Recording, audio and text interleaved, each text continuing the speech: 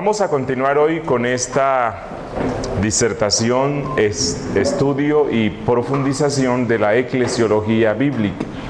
Nos estamos concentrando especialmente en cuáles son las marcas que deben identificar a una iglesia saludable, ya que si nos encontramos en una congregación que tiene estas marcas, indudablemente nuestras almas van a ser beneficiadas y estas congregaciones van a ser más efectivas en la divulgación del evangelio bíblico. El nombre y la gloria de Dios va a ser exaltada de una forma más grande. Por lo tanto, es responsabilidad de todo pastor, de todo cristiano, de todo líder, conocer cuáles son las marcas que la iglesia da, que deben identificar no solamente a una iglesia verdadera de Cristo, sino a una iglesia saludable. Ya hemos visto buena parte de esas marcas y en la última sesión nos concentramos en el gobierno bíblico. Una iglesia saludable tiene un gobierno bíblico. Ya hemos visto que ningún miembro, líder, pastor, diácono de la iglesia de Cristo en ninguna parte del mundo, ningún concilio universal, ningún concilio regional o ninguna asamblea de ninguna iglesia en el mundo tiene la facultad de legislar sobre lo que debe ser, lo que debe profesar y lo que debe hacer la iglesia. Ya esta legislación ha sido dada de una forma segura, como dice Judas, esta fe que ha sido dada de una vez y para siempre. Esta constitución le ha sido dada a la iglesia, la cual no puede ser modificada, la cual no puede ser reevaluada a la luz de el contexto o a la luz de los tiempos, sino que en medio de todos los tiempos, en medio de todos los contextos, la iglesia debe sujetarse a esta constitución que le ha sido dada, que es la Biblia. Por lo tanto, no importa el contexto en el que estamos, no importa lo que nosotros consideremos debe ser lo mejor o más conveniente para la necesidad del tiempo, Cristo mismo, la cabeza, ha dicho cómo es que Él quiere que la iglesia sea gobernada. Cristo mismo le ha ordenado a la iglesia cuáles son los oficios que ella debe tener permanentemente. Cristo mismo le ha dado cuál es la estructura que debe identificar su gobierno. Cristo mismo ha establecido cuáles son los requisitos, cualificaciones, condiciones y procedimiento para la elección y ordenación de estos oficiales permanentes. Ya hemos visto que la iglesia tiene 3 oficiales extraordinarios, que son los apóstoles, profetas y evangelistas, como dice Efesios 4:11, y se le llama extraordinarios porque Dios les dio una misión con ciertas capacidades milagrosas especiales como parte de la confección de la Biblia, del establecimiento de las bases o fundamento de la iglesia. Y ya hemos visto que Cristo Jesús, la cabeza de la iglesia, le plació determinar y dar 2 oficiales o 2 oficios de índole permanente o perpetuo, que son los ancianos y los diáconos. En la última sesión estábamos estudiando los requisitos y cualificaciones que debe tener un hombre según lo que la cabeza dijo por medio de los apóstoles para ser un anciano. Y ya hemos visto parte de esos requisitos y hoy vamos a continuarlos viendo. Pero vamos a encomendarnos en las manos de Dios, que sea Él quien nos guíe. Padre nuestro, que estás en los cielos, santificado sea tu santo nombre, y que tu reino venga a nuestras vidas, a nuestras iglesias, a la iglesia en su aspecto universal y a este mundo. Deseamos andar conforme a tu voluntad, y eso es lo que te decimos, Señor, cuando pedimos que tu reino venga. Queremos hacer tu voluntad. Tú eres nuestro Rey, nosotros los súbditos. No queremos actuar arbitrariamente, orgullosamente, usurpando lo que solamente te corresponde a ti. Deseamos sujetarnos en todo a lo que tu voluntad eterna nos lleva, la cual está escrita. Yo te ruego, Señor, que al continuar con el desarrollo de este estudio, tú subyugues más nuestras mentes, lleves nuestras mentes a la esclavitud de la voluntad de Cristo, que abandonemos conceptos humanos basados en meras presuposiciones o prácticas históricas que no son bíblicas, y concédenos, Señor, honrarte en la iglesia, que es tu novia, que es tu cuerpo, tu casa, tu edificio, tu labranza, que podamos honrarte en ella, haciendo tu voluntad. Bendícenos esta tarde, te lo rogamos en el nombre de Cristo Jesús. Amén.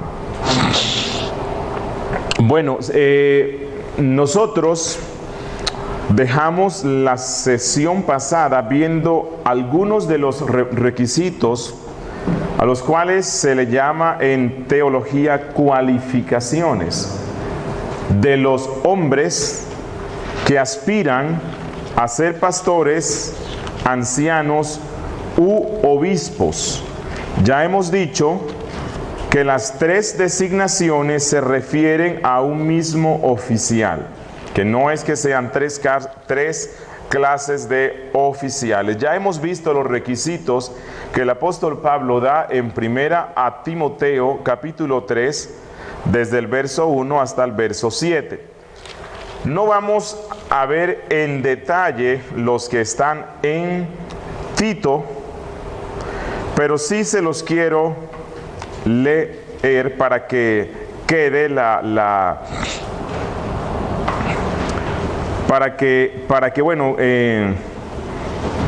miremos si hay algo extra aquí. Y dos, para que observemos que los mismos requisitos que Pablo da en Timoteo para los obispos son los mismos que él da para los ancianos, porque es el mismo oficial. Dice en Tito capítulo 1, desde el verso 5, el apóstol Pablo le escribe esta carta a un emisario apostólico. Dice él: por esta causa te dejé en Creta, para que corrigieses lo deficiente y establecieses ancianos en cada ciudad, así como yo te mandé. El que fuere irreprensible, ya hemos visto esto, marido de una sola mujer, ya hemos visto esto, y tenga hijos creyentes que no estén acusados de disolución ni de rebeldía. Esta frase, y tenga hijos creyentes que no estén acusados de disolución, ha causado también cierto conflicto. Algunos creen que aquí Pablo está diciendo que para que un hombre pueda ser pastor, debe tener hijos que sean convertidos. Bueno, si eso es lo que Pablo quiere decir, allí tenemos un problema. ¿Por qué? Primero, ¿quién es el que convierte? Es Dios. La conversión es una obra de Dios, no es una obra humana.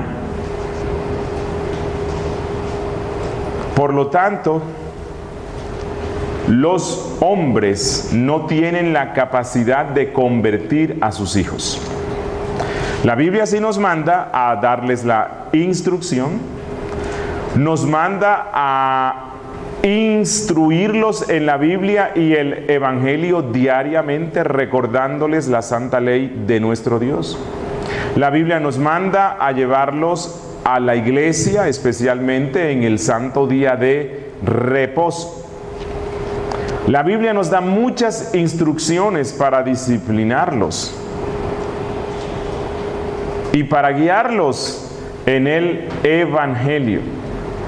Pero yo puedo llevar a mis niños a la iglesia, puedo incluso hacer que ellos repitan una oración de conversión.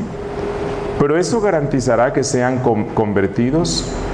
No, la conversión es una obra exclusiva de Dios. Bueno, ¿y qué tal si un hombre que aspira a ser pastor tiene hijos y los hijos son de 3 años, 2 años? Entonces dice, no, tienen que ser creyentes.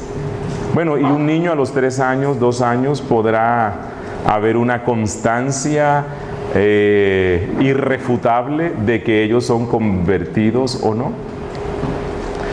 Bueno, si lo tomáramos así, que debe tener hijos convertidos, entonces nadie puede ser pastor. 1, si no tiene hijos.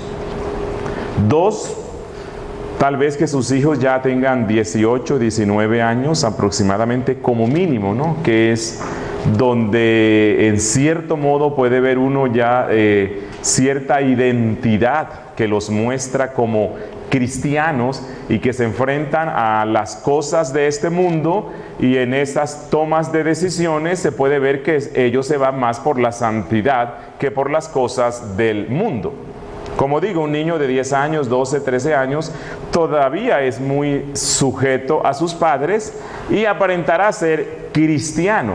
Hay que darle más tiempo. Yo creo que lo que Pablo quiere decir aquí es: y tenga hijos creyentes que no estén acusados de disolución ni de rebeldía. En primera a Timoteo, él dijo que tenga a sus hijos en sujeción con toda honestidad. Es decir, que los hijos de este pastor, como dije en la clase pasada, mientras viven con él en su casa, ellos puedan manifestar y puedan mantenerse bajo la instrucción de sus padres en una sujeción adecuada. Pero no que necesariamente tengan que ser convertidos. Son hijos que están bajo la constante supervisión de sus padres, que están bajo la constante instrucción de sus padres, que acompañan a sus padres a la iglesia, y en los cuales se puede ver que la autoridad paterna es evidente, pero no que necesariamente sean convertidos. Si esto es así, me parecería a mí que los grandes pastores que la Biblia menciona debieron ser descalificados. Si nosotros vemos la historia bíblica, la mayoría de los patriarcas que eran pastores tuvieron hijos creyentes y tuvieron hijos que cuando crecieron mostraron un estado de inconversión. Pensemos en el padre de la fe, Abraham. Abraham tuvo a Isaac, un hijo que se mantuvo en la fe, que evidenció ser una persona convertida. Pero Abraham también tuvo otro hijo que se llamó Ismael, el cual evidentemente no era de la fe. Y eso no lo descalificó. Pensemos en el mismo Isaac. Isaac tuvo un hijo que era de la fe, Jacob, y tuvo otro hijo que no era de la fe. Pero durante todo el tiempo que vivieron con sus padres, estos hijos se mantuvieron en sujeción a los mismos. Viendo la situación de los patriarcas y de muchos de los personajes de la Biblia que eran reales pastores en su casa y en el pueblo, Dios les dio la fe a algunos de sus hijos y a otros hijos no. Otra posible interpretación de este texto es que si el pastor tuviese hijos creyentes, que estos hijos puedan evidenciar una sujeción especial a su padre, que su padre cumpla con este rol. Ok, sigue diciendo Pablo: porque es necesario que el obispo sea irreprensible como administrador de Dios. Recordamos en la clase pasada, yo les dije que dentro de la iglesia cristiana existían, o sea, dentro de todo este complejo de sistemas de gobierno que se usan hoy, hay algunas denominaciones que rechazan prácticamente toda clase de gobierno, porque ellos dicen que Dios puede guiar a toda la congregación sin necesidad de alguien que esté dirigiendo o administrando. Pero aquí dice que el anciano tiene la responsabilidad de ser administrador de Dios. ¿Administrador de qué y sobre qué? Bueno, ya lo hemos visto.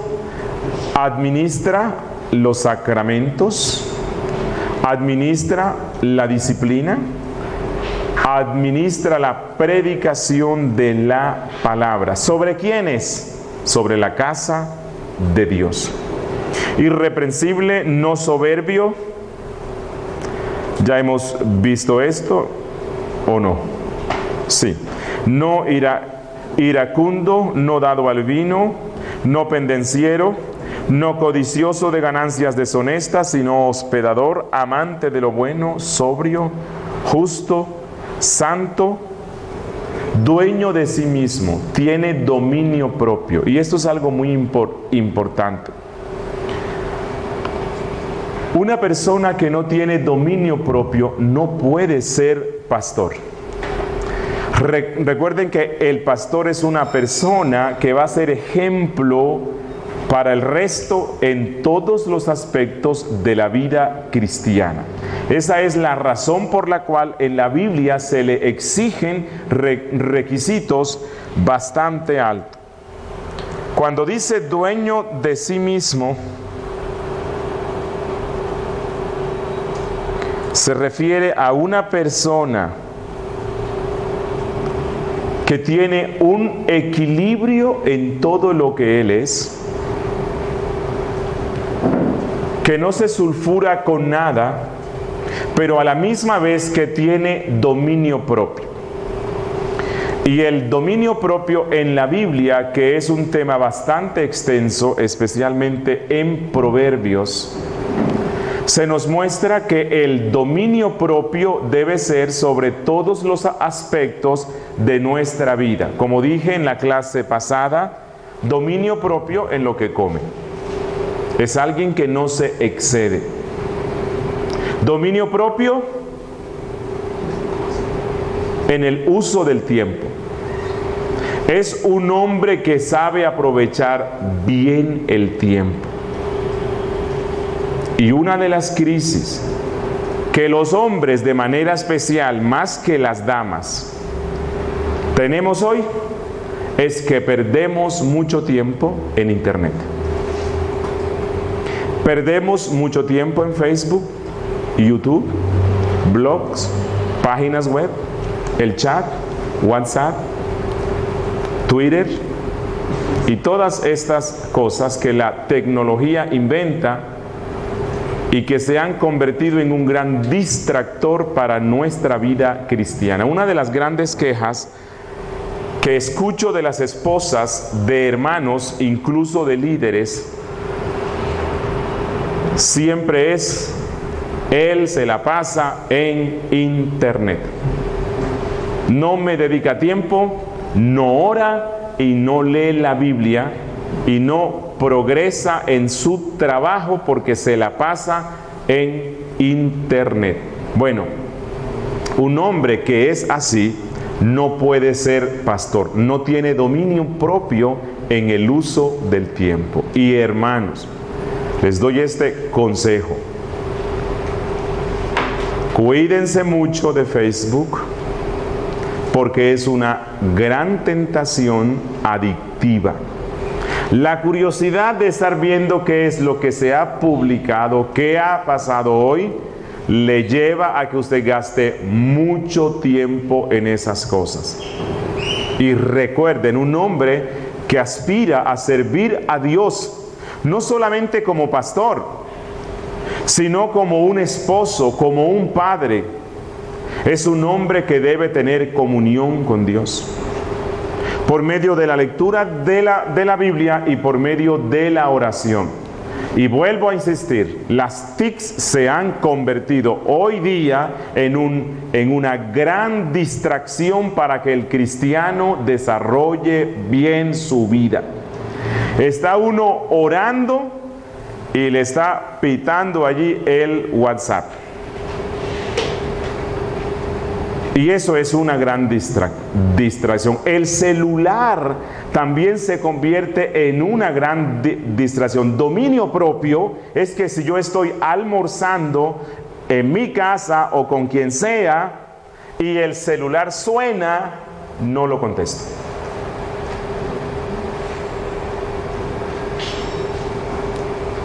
Cuando estoy conversando con alguien en una cita o estamos comiendo y veo que el celular le suena y lo están contestando, considero eso como un gran irrespeto, pero a la misma vez como falta de dominio propio.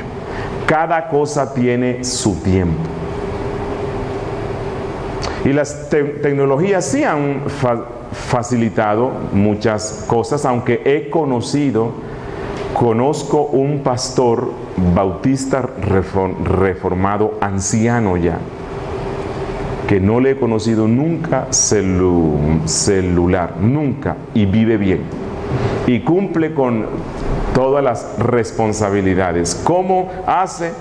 No sé, porque ya nos hemos vuelto dependientes de todas estas tecnologías que, si bien facilitan ciertas cosas, se convierten en un gran distractor para que nosotros saquemos tiempo para tener comunión con Dios. Dominio propio en lo que hablo. Un hombre que aspira a ser pastor es un hombre que ahorra palabras. Es un hombre que no habla nada que no sea absolutamente necesario. Que no participa, ni dice ni se ríe de bromas, chistes que atentan contra Dios cuando usamos su santo nombre. Cuando alguien usa el nombre de Dios para hacer un chiste, en vez de que cause risa, debe causar una santa indignación. Cuando alguien encuentra en la Biblia la mejor fuente para preparar chistes, debe causar indignación, no risa, porque la Biblia es la palabra santa de un Dios santo y majestuoso. Cuando hacemos bromas o alguien hace bromas burlándose de defectos físicos de las personas, esa burla es contra aquel que hizo a la persona así, es decir, contra Dios. Él dijo: ¿quién hizo al sordo, al ciego, al mudo, al cojo? Yo, Jehová Dios. Dominio propio en lo que lee. No gasta su tiempo en lecturas que no van a causar ninguna clase de edificación en él. Dominio propio en lo que ve. Tiene mirada santa, ojos santos, y él se cuida de eso. Dominio propio en las relaciones con las personas del sexo opuesto. Guarda la distancia debida, y como dice Pablo, trata a las jovencitas de la iglesia como hermanas y las mira así. Y el día que Dios pone en su corazón fijarse en una hermana en la fe, todo el proceso de noviazgo es un proceso santo y respetuoso. No tratará a esta mujer que está conociendo para casarse como si fuera su esposa. Y eso implica no besos, no abrazos, distancia apropiada, porque ella no es la esposa. Puede que sí lo sea, puede que no lo sea. Y cuando un hombre está tocando y entrando en cosas con una muchacha a la cual está conociendo, que solamente le corresponden a los esposos, ya él le está siendo infiel anticipadamente a su esposa. Es un hombre que tiene dominio propio. Retenedor, dice el verso 9, de la palabra fiel tal como ha sido enseñada. Esto es clave y fundamental. Creo que es uno de los requisitos principales de un hombre para ser pastor. He conocido hombres muy inconstantes en lo que creen, pero tienen otra particularidad, y es que son muy radicales en lo nuevo que creen, pero esa radicalidad está acompañada de una inconstancia. Un día conocieron de Cristo en una iglesia tal vez arminiana, carismática posiblemente, y abrazaron eso con fervor, con fuego, todo lo que implica esa fe.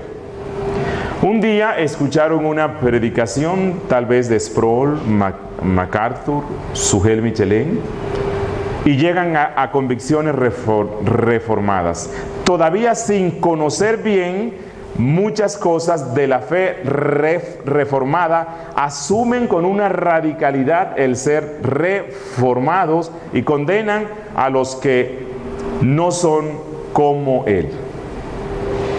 Pero luego tal vez a los 2 años o a los 3 años escucha otra cosa, lo mueve, abandona su fe reformada y se identifica con esta nueva cosa y lo abraza con pasión. Ese es un hombre que no es retenedor de la palabra fiel.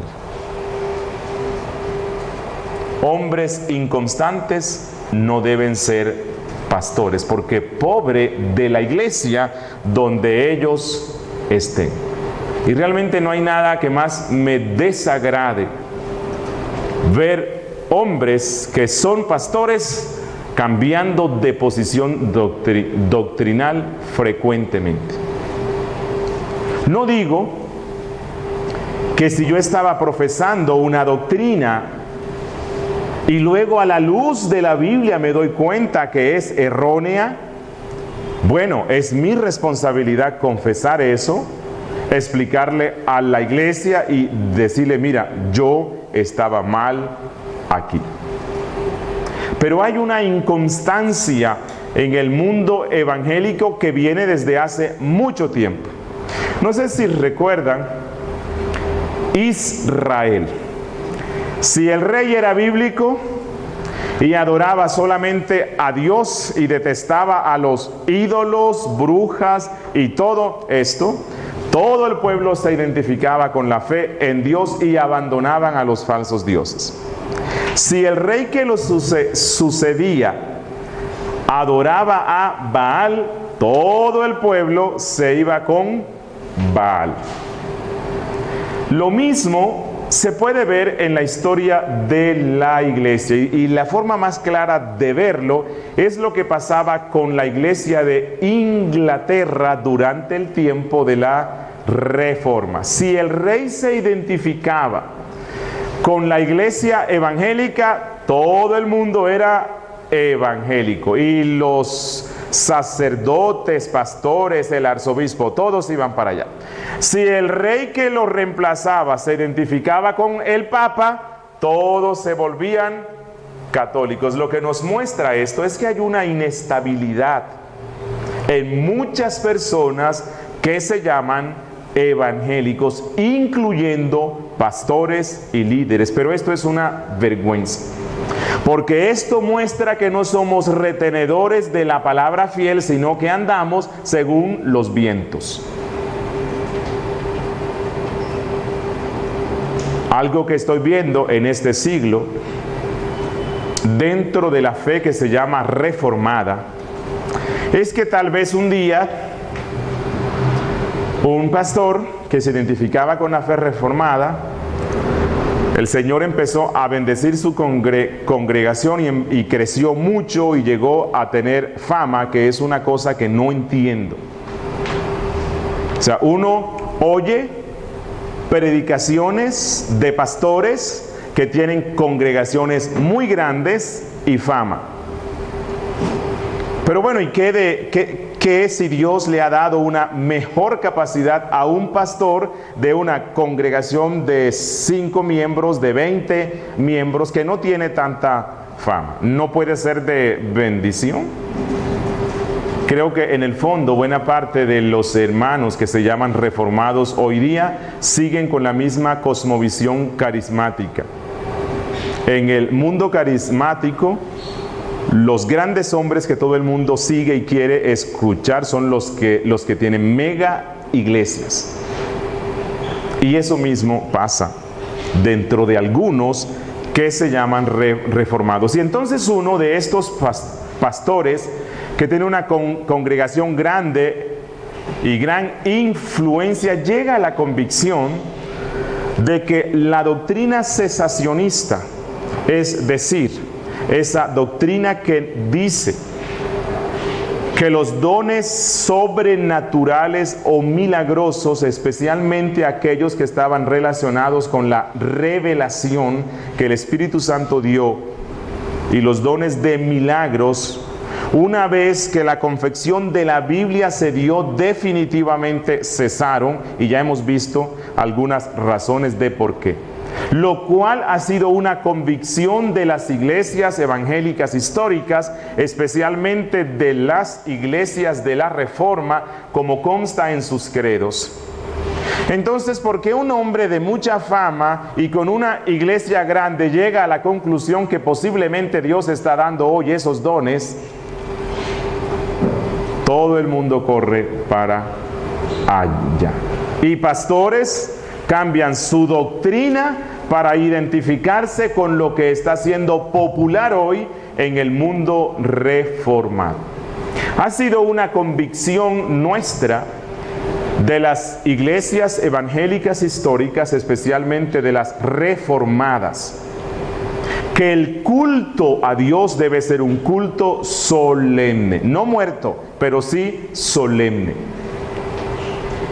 Y que esta solemnidad implica que la música que usemos en el culto debe ser una música que esté en armonía y en acuerdo con la perfección y la santidad de Dios.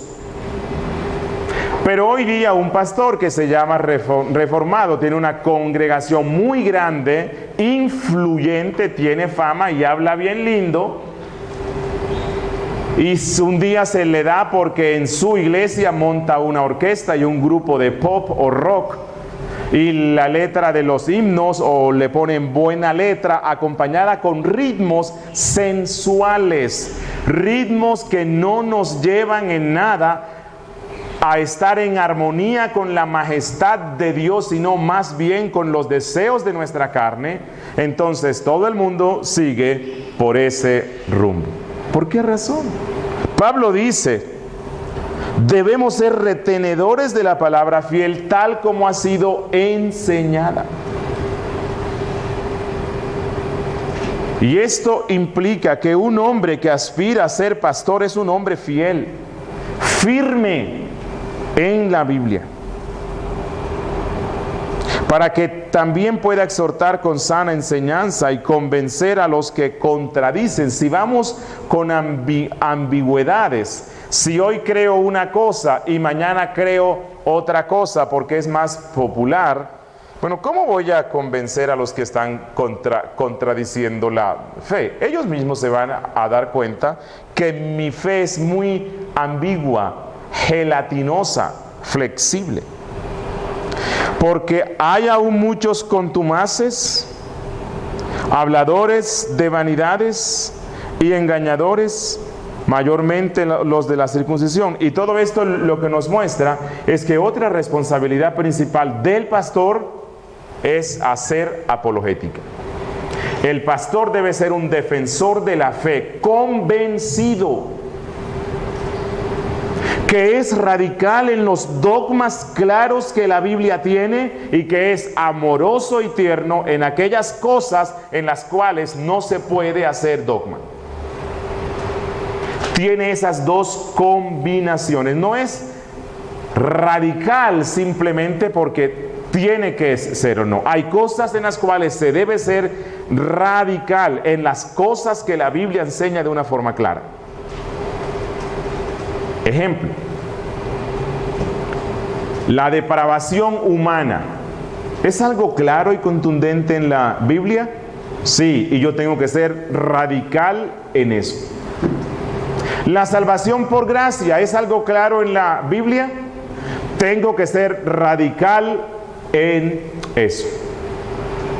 Que los papás eduquen a los niños en la casa y no los manden a la escuela, ¿es algo muy claro en la Biblia? No puedo ser dogmático en eso. Sí puedo dar recomendaciones y puedo decirles que es lo mejor, pero no puedo convertir eso en un dogma.